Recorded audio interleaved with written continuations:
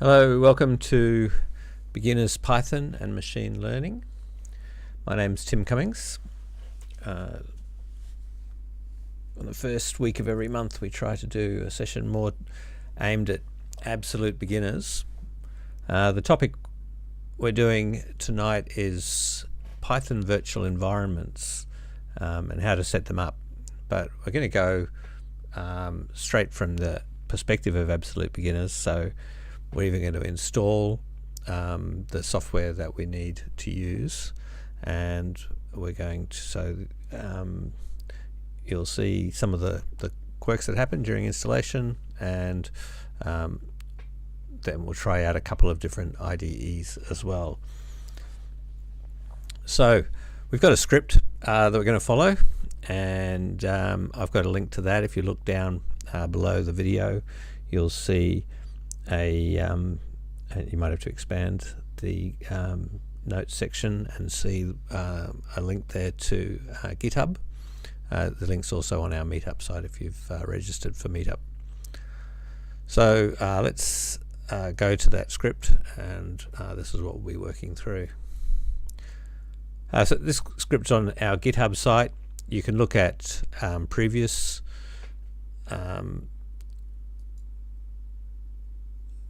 sessions that we've had. So I've got up to 209. Not all of them are up here, but every one I do these days I manage to put up. And there's even some, so I do mostly Python stuff, and Arun has been doing more machine learning stuff. He doesn't put the scripts up here, but he used to. So there's some from Arun as well, but his sessions are very good. And so you can look him up and subscribe to his channel, and you'll get his meetups as well.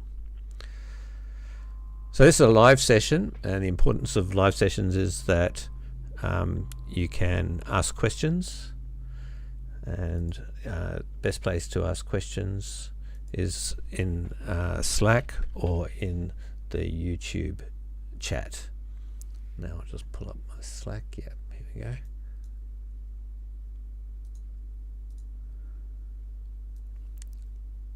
So here's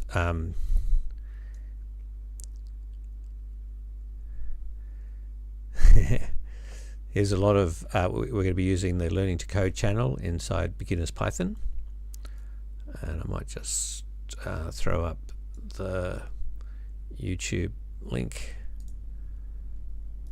into that channel, so that if someone can go back and get a reference to that later if they haven't subscribed to me and they need to find that link, or you can also find it in the GitHub.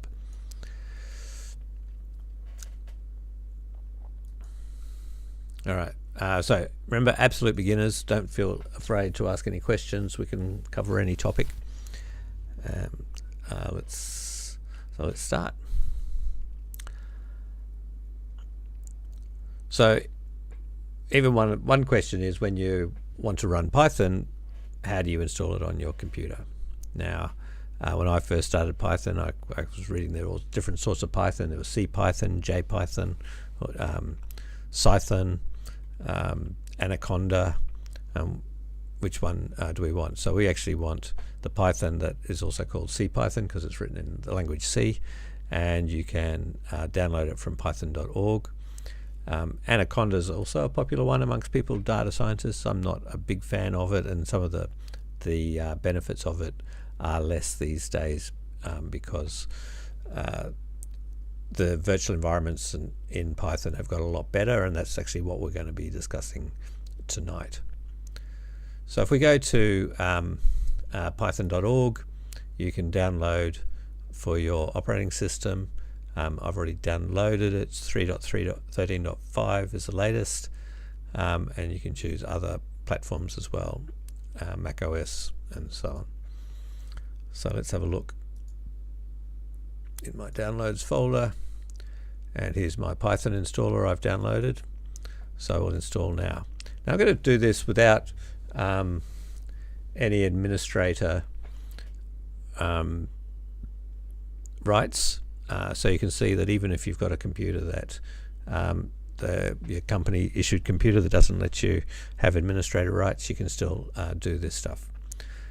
So because I've started it in a non-administrator user, it's giving me the option of just installing in app data. I could click down here, use admin privileges when installing Pi, but I don't want to do that. I'll just install this into my local folders, so it's not going to affect any other users on this computer.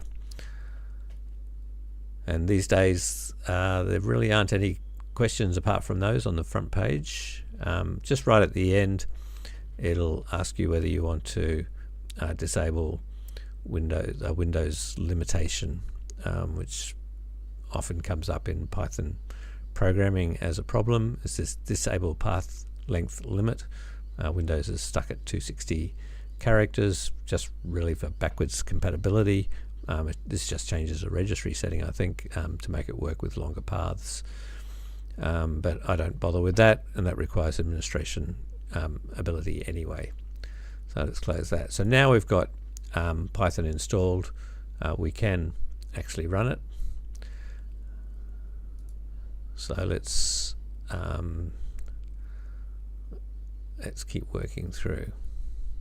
Okay, so here's our learning objectives for tonight: how and why to create virtual environments in Python and Anaconda, and how to run Python scripts on the command line using VS Code or using PyCharm.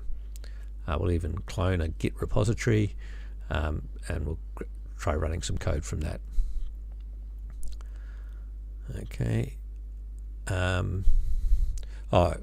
A related session is this one here. It's a bit more advanced way of doing virtual environments that can even specify Python versions.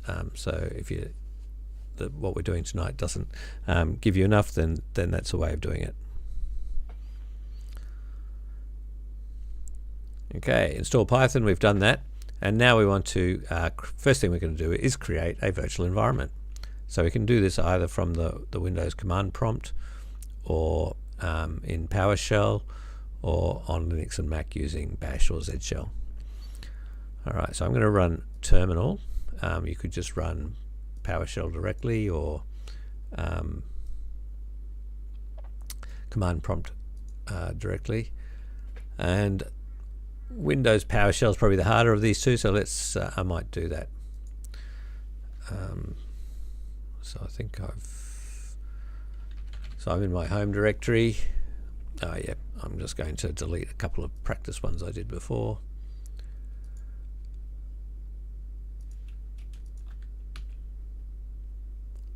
Delete those ones.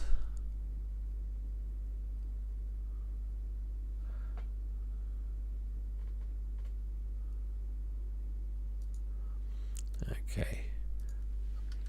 So now if I look here, it's just my standard home directory, probably a couple of other folders in there, and I want to create a folder in my home directory called bpaml219. Now in Windows we use backslashes to specify our folder paths. In Linux and Mac we use /. The home directory in Windows PowerShell uses this $env to say an environment variable, and user profile will give me my home directory, and then we're just going to create it in that. So this, by saying that, I can run this command from anywhere in the file system, and it should make it in the right place. And now if I look here, I've got a folder called bpaml219, which I can change into that folder, and it's given me an empty folder. And this is where I want to run, create a virtual environment. Now, I've installed Python, and so it installs this py launcher on Windows. Doesn't do it in Mac or Linux, but py will then just run the latest version of Python that's installed on your computer. And we're going to say we want to run it with the module venv, and we're going to create a virtual environment called venv219. In Mac or Linux, you just have to say Python 3 if you want to run it. Okay, so let's run Python with module venv, which is one of the built-in modules in Python. And actually on Linux you sometimes even need to install that, and it'll be called something like apt install python 3-venv.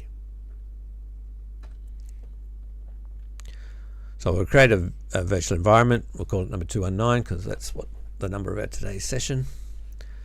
And now if I look in my directory, I can see I've created a directory called venv219. So when you're in PowerShell, there's extra security issues that Windows often has. So I'd advise everyone first, if you're running PowerShell, to have a look at what your current execution policy is. And there we go. So my current execution policy is remote signed, and that's because I'm the current user. Now I just tested this before and they were all undefined, so I might just set it back to how it was to start with so that everyone's on the same page.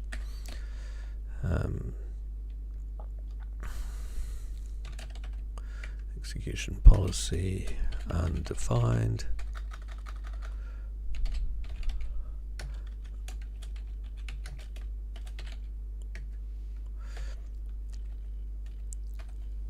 So that's what it would look like. That's probably, if you've got a new Windows machine, that's what it'll look like for you. And that basically says that if I get the execution policy, it'll default to restricted, which won't let me run scripts. So if I try to run a script, which is what I need to do to activate my virtual environment, I made a typo here, this should be activate.ps1. So if I was trying to run that script, activate.bat.ps1, I'll get a Windows error saying that you can't do it in PowerShell. So to get around that error, I'm going to set the execution policy for the current user as remote signed, which is the lowest level of permission required to run a script. And now I can activate my virtual environment, and there you can see I'm in the virtual environment venv219. Now at the beginning of every line it'll tell me what virtual environment I am in, so that it's I know what I'm doing when I'm running my Python programs.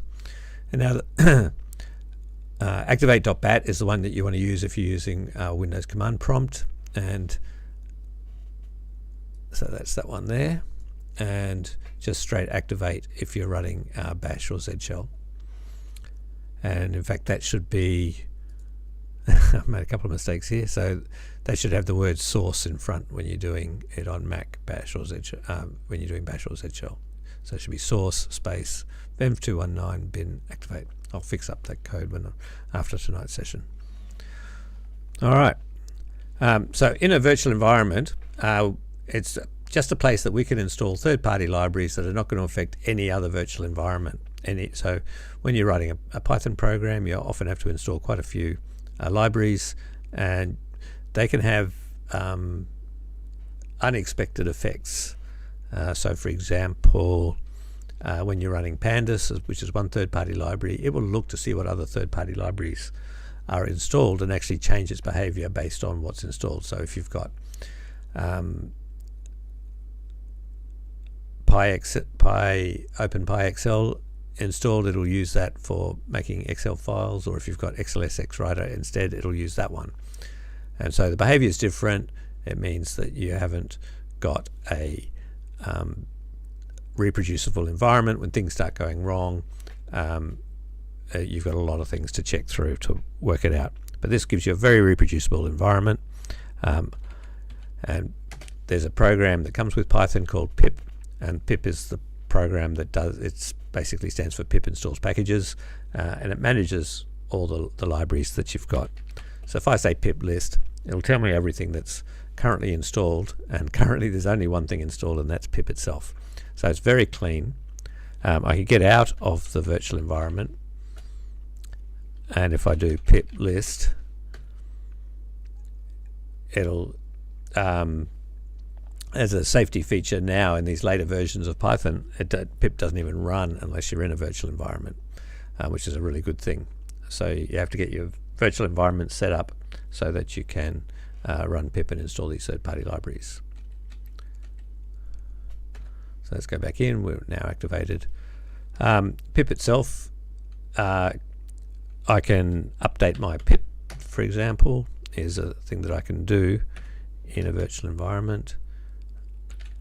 Pip's a module in Python, so I want to upgrade pip. So I want to use pip to upgrade pip. And all right, let's try what.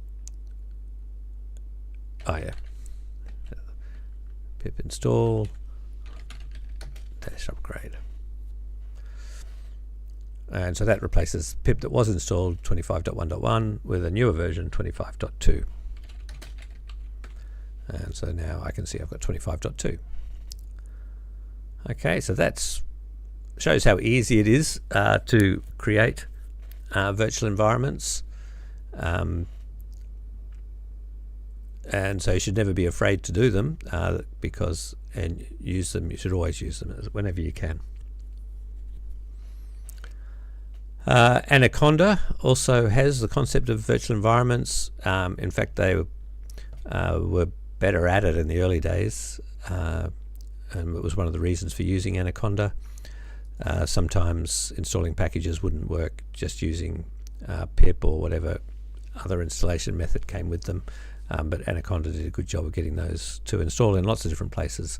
So Anaconda was used for creating these virtual environments, installing third-party packages. All right, so that's from the command line.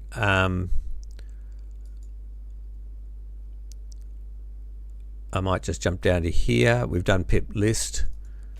I've showed you how to upgrade pip. Let's actually install a package. We're going to install a package called python.env.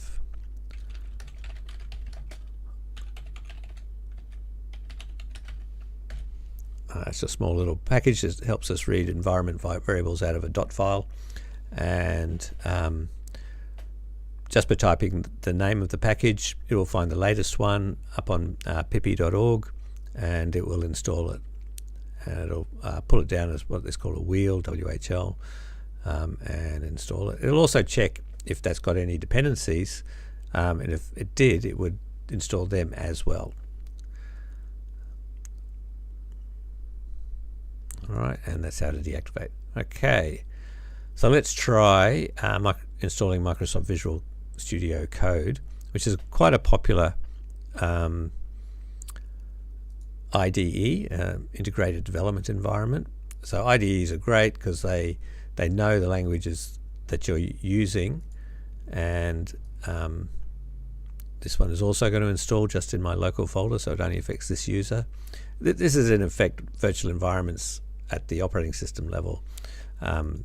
It's doing it as well, so the stuff that you install in your username doesn't affect other people who are using the same computer. I'm just going to use the defaults for Microsoft Visual Studio Code. Now, Visual Studio Code is a great open source, free IDE. It's not specifically for Python. It depends on extensions to give it more functionality with different languages. It works really well with JavaScript, I find. It's okay with Python, and a lot of people are using it with Python. It's really lightweight, which is great. So it like you look at the size of it, it's 108 megabytes, which is still big, but the PyCharm is a gigabyte to download. So yeah, that gives you a bit of a idea of the difference there. PyCharm has got is designed for Python. It'll do some other stuff as well, but it is designed primarily for Python. VS Code is just for coding, and to get Python stuff, you need to install the Python extension. All right. So let's try running it. So to run it, there's a few ways to run it. Most people like to, I'm going to start a new tab here. They just go into the directory where they want to use as the project directory, and then they type code, which is the name of the program that starts VS Code, and then dot, which means current directory. In these shells, all shells use dot for current directory. So if I type code dot, it'll open up VS Code, and you can see I'm already in the directory. I can see where my virtual environment is that I've created it, and I'll just close these windows here. I don't need them. Alright, so if I want to create a Python file, so we'll just call it hello.py.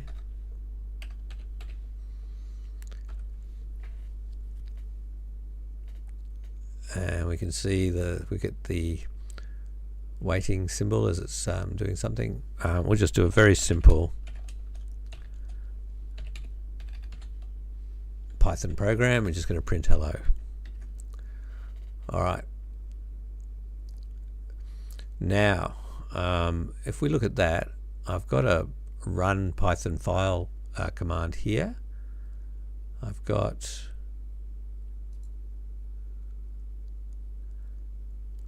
alright, so I've got a bunch of extensions already installed, so that may not be what you see. So why don't we quit out of this, and I'm going to delete all that stuff so that everyone's got the same look. And there we go, .vs code. So that's where all the extensions are in the home directory. So we'll just delete them. Yeah, there's 120 megabytes of stuff.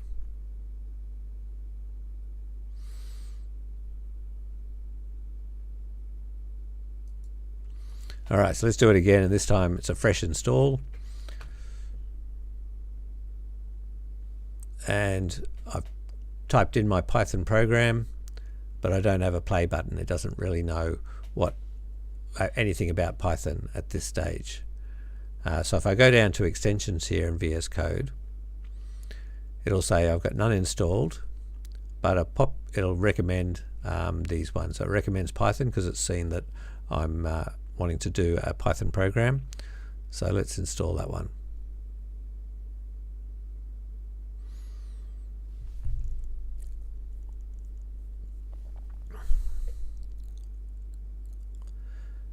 So what's it's installed? It's installed Python, a debugger, Python environments, because it's all about making virtual environments, because it realizes how important virtual environments are for clean Python development. So now if I go back to hello.py, I've got a play button, but it also is asking me to select an interpreter, which is basically saying which virtual environment do you want to use. So there's different ways of doing that. Sometimes it will actually work out the default one. So let's just try playing it without selecting an interpreter. And here we go. An invalid Python interpreter is selected. Please try changing it. And so let's go select Python interpreter. And it gives me the list here. There's the one we created before, VENV219. So let's use that. Otherwise we could use the system one, and that's the one I recommend don't use. And VS Code's doing the same. It's recommending to use the local virtual environment. And it'll tell you down here now what the virtual environment name is, VENV219. And if I press the play button, then it starts up a terminal. It activates, just like we did before, the virtual environment, and then every line in the terminal has got that virtual environment name there, and it runs the code, and here's the output from the code. It just prints the word hello, and then the code finishes. So that's how to use virtual environments in VS Code. Once it's set, it'll remember it for next time that you come in. So that's good. So let's see if I'm doing anything else here. Okay, so this explains that you could just open the folder rather than started from the command line like I did. And in that case, it would ask you to trust the author, which in this case would be you because you've written the code. And it talks about the extensions and clicking install. All right. So let's add a bit more code to our hello program. And this is going to use the sys library, which will tell us what version of Python we're using. But it'll also tell us what which executable it's using, which is another word for saying which virtual environment we're using. So let's run that. And it tells us we're running version 3.13.5 and a bit more information about when it was compiled. And it's telling us that python.exe, the executable, is in this folder, which you remember is the virtual environment we created.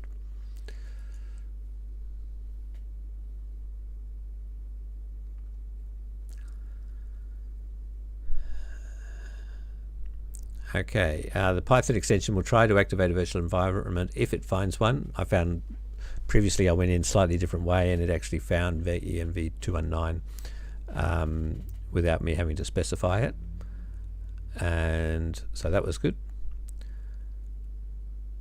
You can also create a virtual environment inside VS Code. So let's have a go at that. So Command-Shift-P. I want to create an environment. It's saying recently used, so it is somehow remembering that I've been in here.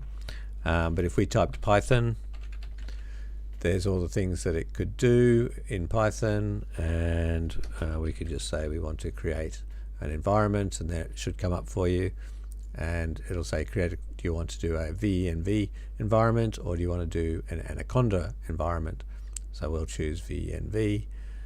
And to do that, it wants to know what the base level Python is that you want to create the environment on, and we've only got one, which is the one we've just installed before, 3.13.5, so we'll choose that one.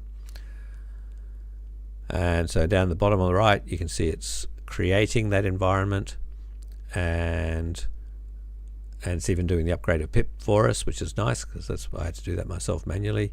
And you can see now the name of that environment is .venv. So we've now got two virtual environments inside our file structure, and there they are. And you can just, normally you'd only have one, but just for tonight we're going to have two, just so you can just see how it all works.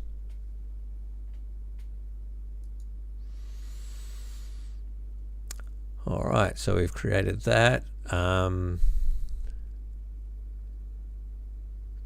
So in VS Code we used to get this warning saying that the virtual environment name may not show, but we can see that it clearly is showing here when we create a terminal. So if I create a new terminal, here we can see it's now using this new virtual environment. So this terminal is using that one, and the other terminal is using this one.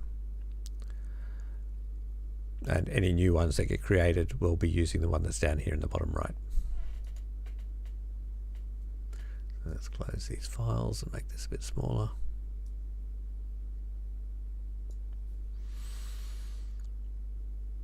Okay, now it wants us to clone a repository from Git Bash. So I thought, I'll just show you a few things that you do in Windows when you're setting this stuff up as well.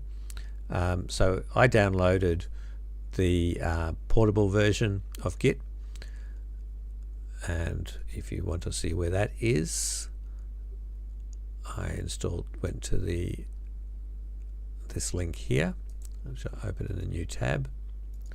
It says download for Windows, so I clicked on that, and then there's the portable or thumb drive edition, and mine is Windows x64.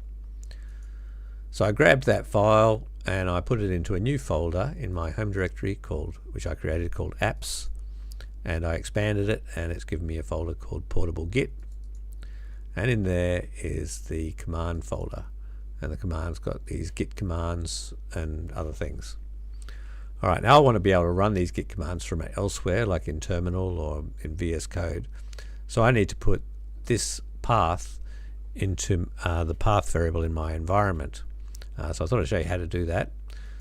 So you click in your Windows File Explorer window, and you'll see the full path name, and I can just copy that. And this is similar to Linux and Mac as well. They've also got the concept of environment paths, but I won't. It'll be in your .profile file on Linux anyway. I'm not sure where you set it in Mac. And then in Windows we're going to run control panel, and we want environment variables. So search control panel for environment. So we're just going to edit them for our account. We're not going to do anything that requires administrator. And here's a few, and the one we want is path. So if we edit that, we can see a couple of things. VS Code's put itself on the path, and we just want to add a new one, which is what we just copied from File Explorer, and that'll be the path into where all the commands are. Okay, so now it's there. So now if I create a new shell, it'll know where Git is. So I can type that command, which I might just copy and paste, to clone our Git repository, which is all the our previous sessions. Git is not recognized. Okay, well that was. How about we create a new shell out here? Maybe VS Code needs to be restarted to get the new path. There it is, and I've put it in the wrong spot. So why don't I do it again where I want it.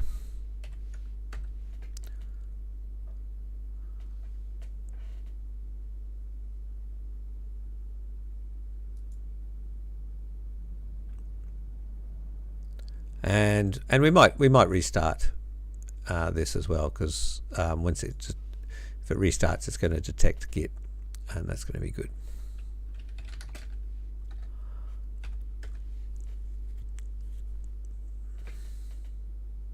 So you can see down here on the left in the source control, it can now show you all the recent changes to any of these files that are included. And if you want to make changes yourself, you won't be able to make changes to mine. I mean, you could make a pull request if you spot a spelling mistake or something like that, send it through as a pull request, and I can merge it in. And that's the way Git works. All right, so we've got Git installed, and now try opening the file online meetup211, and it's a Jupyter notebook, so it ends in .ipynb. So it's created specifically for Colab. In fact, the name of the session is Introduction to Colab. And Colab is a virtual server running Jupyter notebooks, and they look something like this.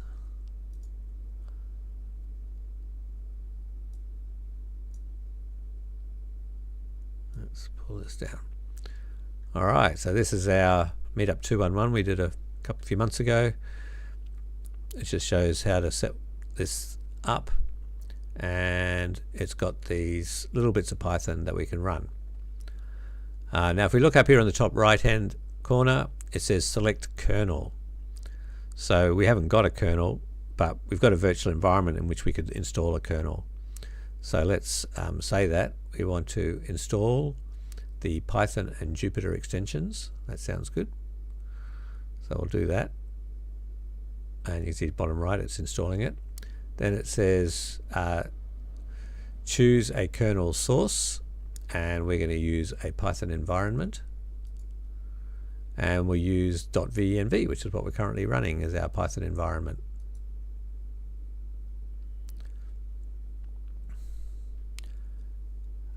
Okay. And so that's set it up, but it won't actually hasn't got everything installed yet. But if I try running a cell here, which by clicking the little play beside that cell, it says running cells requires the IPyKernel package. Do you want to install it? And so I'll say install. And you see the bottom right, it's installing all that stuff.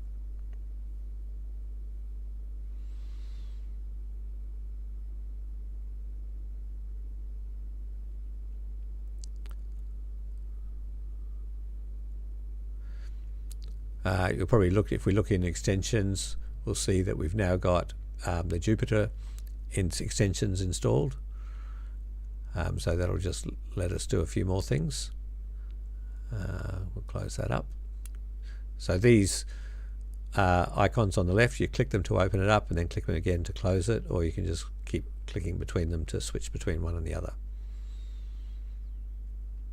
All right, and so it has now run that cell. It's put the value 5 into the variable A, and then it's printed the variable A, and the output is just below the cell there, 5. And we can run the next cell and it'll print 11, which is A plus 6.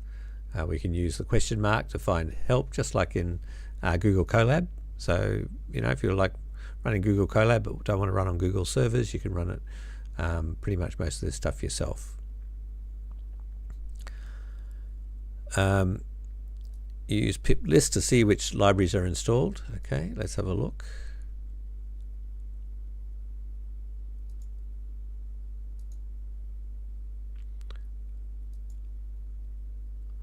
There we go, that's activated the virtual environment. It wasn't showing it before. So I'll say pip list. And you can see it's got you know, a few things installed there. We've only installed, in fact we haven't installed anything into this virtual environment. All we had was we started off with pip, but by to get Jupyter Notebooks to work, it's installed all these other packages. So you can see why you don't want these packages just littering up your system stuff, because you know, who knows what's happening in all of those. But if you're doing notebooks, then you'll need them. Okay, let's try, you can go through and run different commands here. So notice that there's no package called xlsx writer in that list. But if we go down to here, one of the things you can do with Jupyter Notebooks, let's see, we can see what version of pip we've got, 25.2. We can use pip list to see what's installed.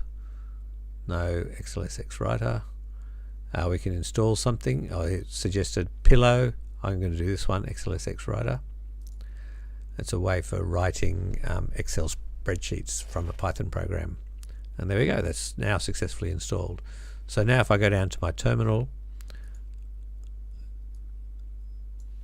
and run my pip list, the last one is xlsx writer. So it's now in the list.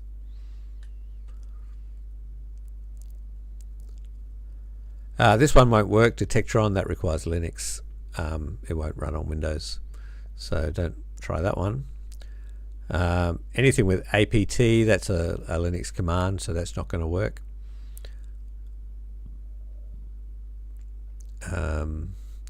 Remember I said before on Linux, if you want venv, you might need to install this package, and that's so that's the name of it. If you want version 3.10, we're up to 3.13 now. That may not be available, but 3.12 should be, so 3.12-venv.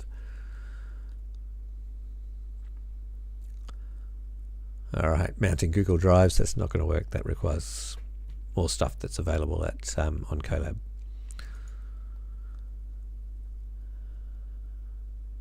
Okay,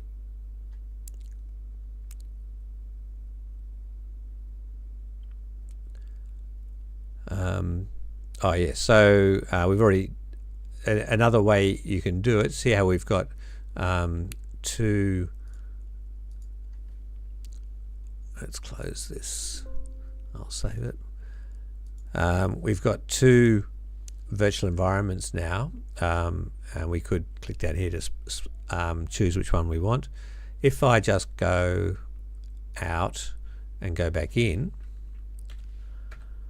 it will keep using the same virtual environment, .venv. But if I activate a virtual environment here first, so I could do that by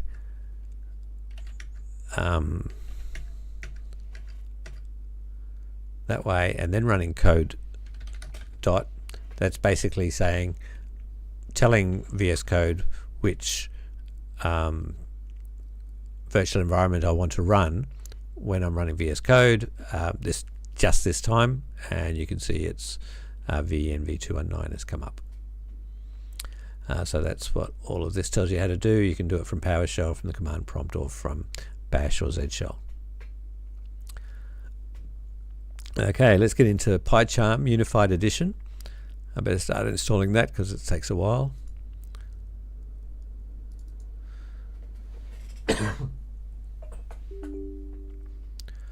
Alright, now what you can't see is it's asking me to put in an administrator username and password. I'm just going to say no to that.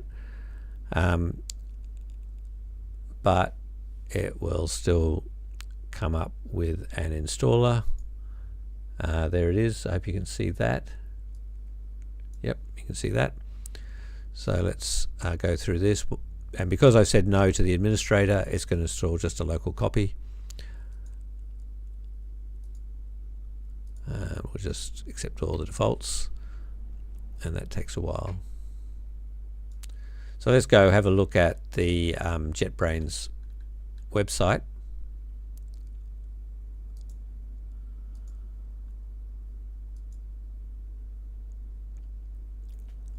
So at JetBrains, we want to go to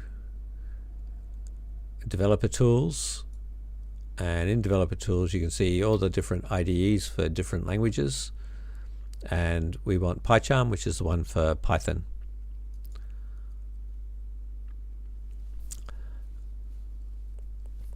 So it's quite good. They used to have a community edition and a pro edition, and now they've put them both into one and called it the Unified Edition. But if you want the pro features, you just have to subscribe, and so it means that they only have to maintain one version of it, which is probably why it's so big now. But it means you'll get pro just to start with. When you first install it, you'll get a month of pro before you then get downgraded to just what the community edition gave you, and you can decide whether you want to pay for the pro version. But the community edition is very, very good. It gives you a lot of stuff, and because it's designed specifically for Python, sometimes I find in VS Code it's sort of had to be twisted around to make it work, but in PyCharm it's just natively there. Okay, PyCharm has been installed on your computer. Click finish, and we might just I'll say finish, and then we'll show you how to run it.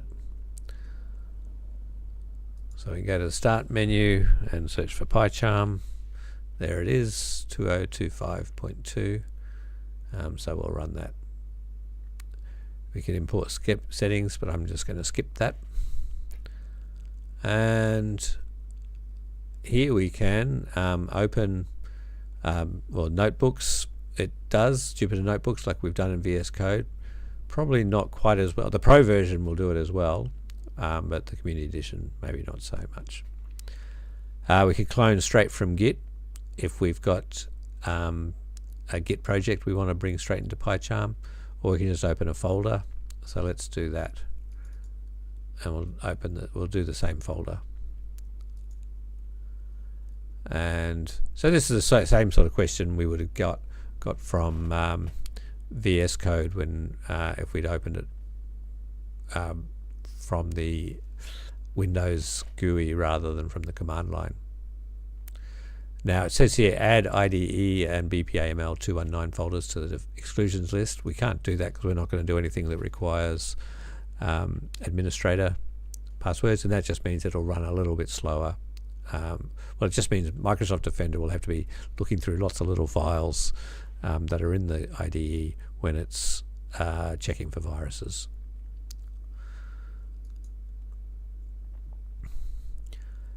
You'll probably find also, if it's the very first time you're doing it, that it'll ask you questions, and the same with VS Code about allowing through the firewall.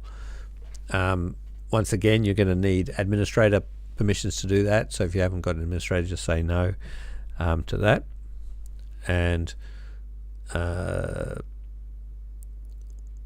yeah, one thing I noticed was that when it asks to do that, it defaults to wanting to allow stuff from the public networks but not private networks, and that's because the default in Windows is to set up even your home network as a public network, and so it looks at what your current network is, which of course is public, and it goes, oh well, we'll just do it for public rather than private. But yeah, technically you would never do it for public, and you'd set your home network up as a private network and then maybe allow it for private if you had those administrator privileges.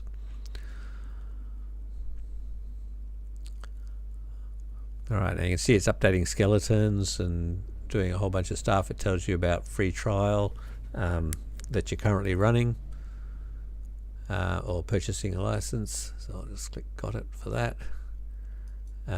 It allows you to update 15 plugins. That's for a brand new install. Amazing. But here we are. We've got our hello .py program. We could try running that, and you can see that it's it automatically found our virtual environment .venv, just like VS Code would as well, and so it's running that one, and we can see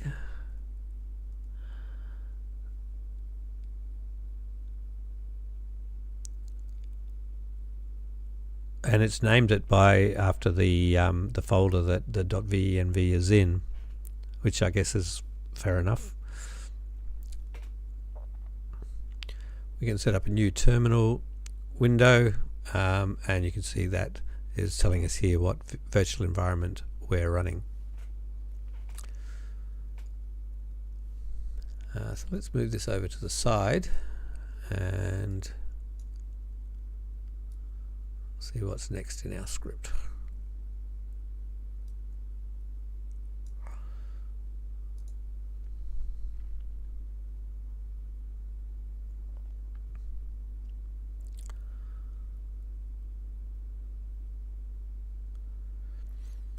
Okay, sort of just that user, open as a project. We've done that. Now if we want to change the virtual environment in here, it's part of the menu system.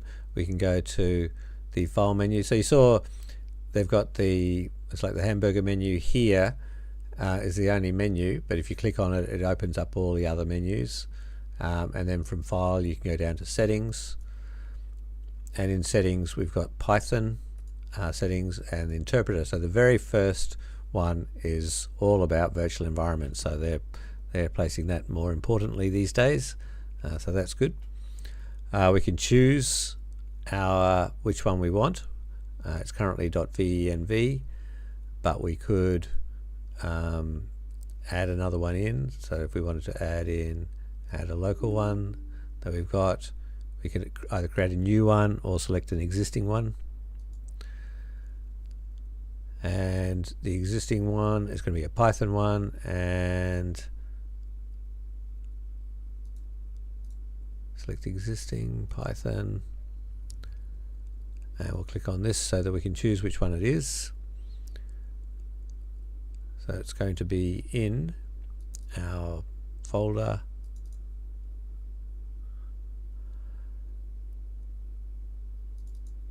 and we'll select the python.exe,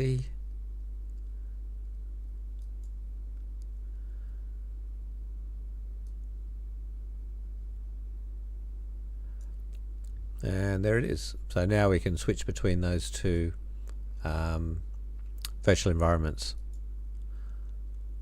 So this one here has only got the two things installed, but the .venv one's got all this other stuff so that it can run virtual notebooks in, Jupyter notebooks in VS Code.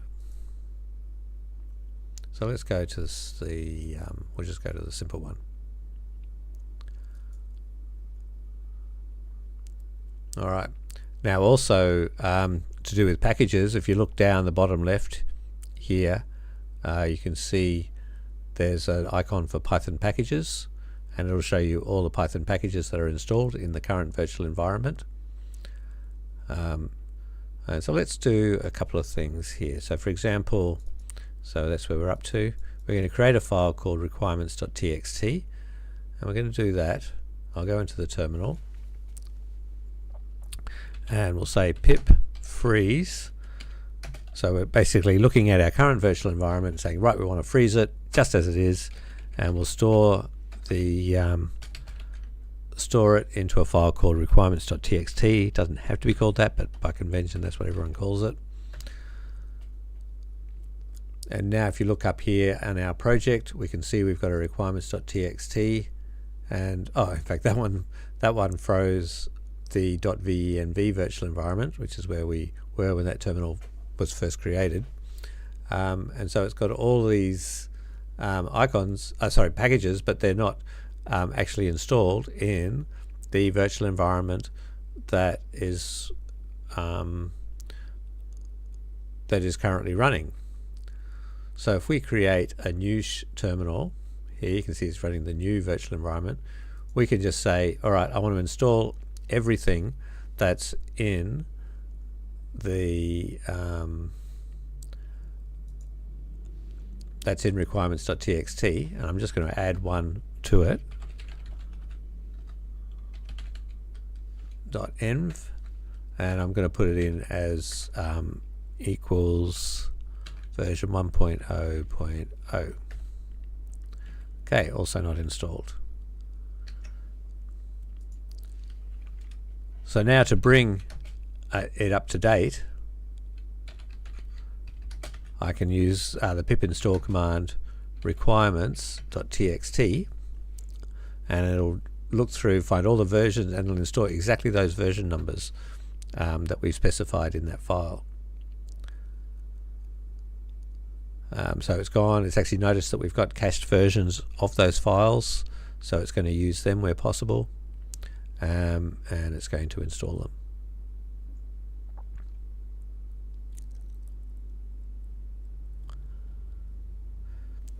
So notice that we had python.env 1.1 installed, but it's actually uninstalled it to downgrade it down to 1.0.0. So that's a useful feature if you've got a new library installed that you want to, that is not working for some reason, and you want to use an older version, you can specify it in in your requirements.txt file.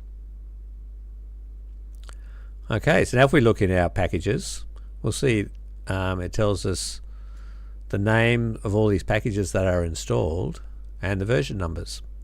So that's really nice. And then what's also nice is we've got this one here that says actually there's a later version of python.env. So if you want to install that, you can. And very conveniently, I can just click on that link, and it will install it for me. So now it's installed. I can even click on the actual name of the package, and it will go to Pippy and show me some information about that package. So it tells me about 6. There's a Python 2 and 3 compatibility layer. It didn't tell me much about python.env. Maybe there isn't anything there. So it's a useful one that I know about. I don't actually normally use these ones. I mean pip, the Python package installer. XLSX writer, I like that. So it just gets some documentation down from Pippy to tell you what it's about. So that's really nice. And where to get more documentation. Alright, I've got a squiggly line under python.env here, which is telling me that, it's not installed. So if I want to capture things as they currently are, I can do a pip freeze to requirements.txt, and if I do the double greater than sign, it should add it to the end, but if I do a single greater than sign, it should just create a new file. So let's do that. There's the new file, and there's python.env's now got the new version 1.1.1. Okay, well I hope you learnt some stuff from that. Oh, here we go. We'll have a go at this. Have a go at the notebook. So remember, this is the pro trial, so it's going to work a bit better than it does in the community version when you haven't upgraded to trial to pro. So the notebook all looks very good, all the formatting's working. Let's try running the cells. Notebook package is being installed. Oh, okay, so it needs to install an extra extension itself into PyCharm for this to work.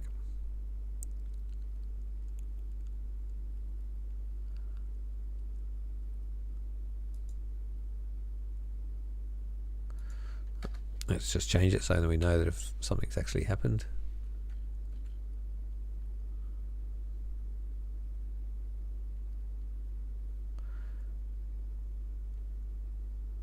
And we'll run it.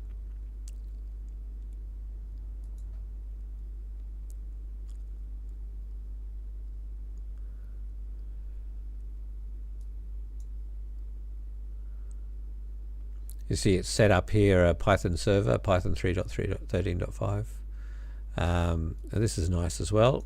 It shows what variables are currently being used in the notebook. So A is that. Let's set B equals A plus 6. And then just see what the value of B is. And so now B comes up as 13. And so we can just quickly look over here on the right just to see what the current values of our variables are. Let's see if the help works.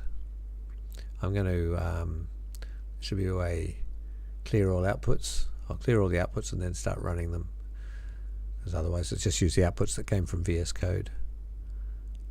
Let's see if we can do help on the print function.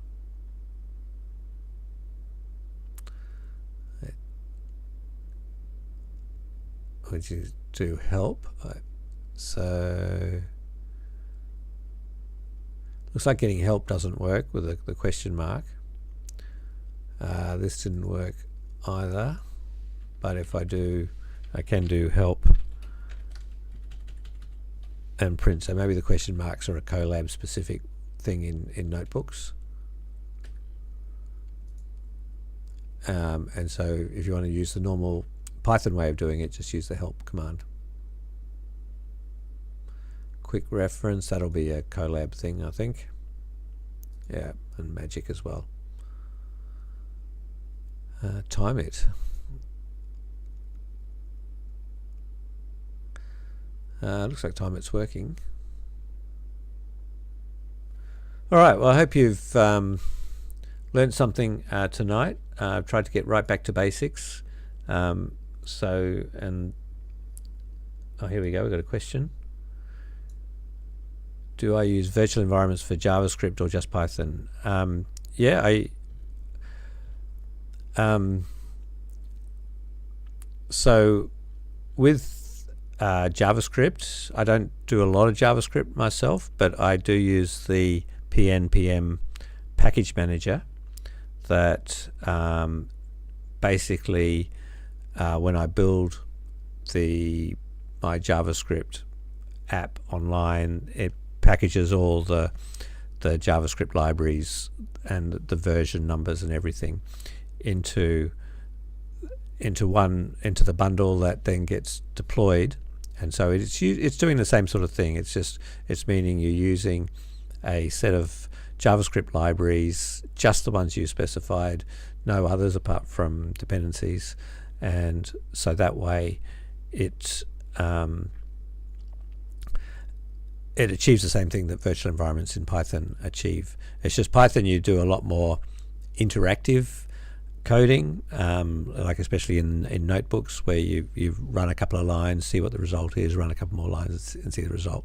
While in JavaScript you're building your code up and then running it as a web server that you're then calling in from a web front end to see that. All right, thanks for the question.